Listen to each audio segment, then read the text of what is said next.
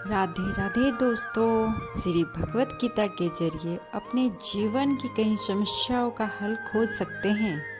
आइए जानते हैं गीता के दूसरे अध्याय का महत्व और लाभ। दरअसल गीता में महाभारत युद्ध के दौरान कुरुक्षेत्र में भगवान श्री कृष्ण ने जो उपदेश दिए थे वे सभी गीता में बताए गए हैं। गीता में ज्ञान, भक्ति और कर्म योग को बहुत ही अच्छे ढंग से समझाया गया है। गीता के दूसरे अध्याय का महत्व। श्री नारायण जी बोले, हे लक्ष्मी, दक्षिण देश में पूर्ण नाम नगर था। वहाँ एक देव सुशर्मा बड़ा धनवान रहता था।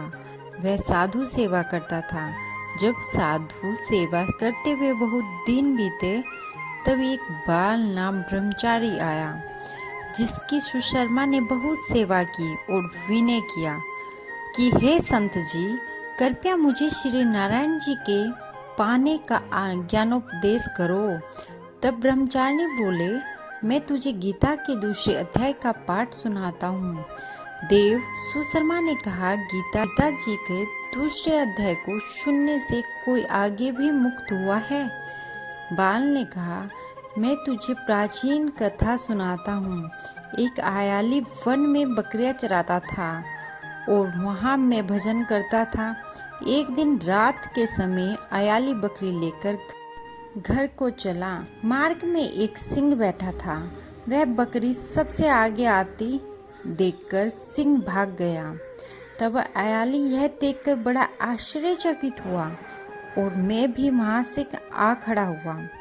उस चरवाहा ने मुझे देखकर कहा, मैंने यह आश्चर्य देखा है कि बकरी को देखकर शेर डर कर भाग गया। आप त्रिकालज्ञ हो, यह वृत्तांत मुझे सुनाओ। संत ने कहा, अयाली, मैं तुझे पिछले वार्ता सुनाता हूँ। यह बकरी पिछले जन्म में डायन थी। जब उसका पति मर गया तब यह बड़ी डायन हो गई, जिसे सुंदर बच्चे को देखती उसे ही खा लेती थी। शेर पिछले जन्म में फद्दक था। वह पक्षी पकड़ने के लिए जंगल में गया। ये डायन भी वहां पहुंच गई। डायन ने उस फद्दक को खा लिया। अब यह फद्दक बन गया, इसलिए बकरी को देखकर उसे लगा कि वह अब भी मुझे खाने आ रही है। तब अयाली ने कहा, मैं पिछले जन्म में क्या था? संत बोला, तू पिछले जन्म में चंडाल था। तब अयाली ने कहा, हे ब्रह्मचारी जी, कोई ऐसा उपाय भी है जिसे हम तीनों इस अध्यय देह से छूटें? तब संत बोले, हम तुम तीनों का द्वार करते हैं। एक बात सुनो। भयानक पर्वत की कंदरा में एक शिला थी। उसमें श्री गीता जी का दूसरा अध्याय लिखा हुआ था। मैंने उन अक्षरों को उस शिला पर देखा था। अब मैं तुम्हें मन, वचन, कर्म एकाग्र करके सुनाता हूँ, तुम श्रवण करो। संत ने जब गीता जी के अक्षर सुनाए तो उनको सुनते ही तुरंत आकाश से ससे विमान आए।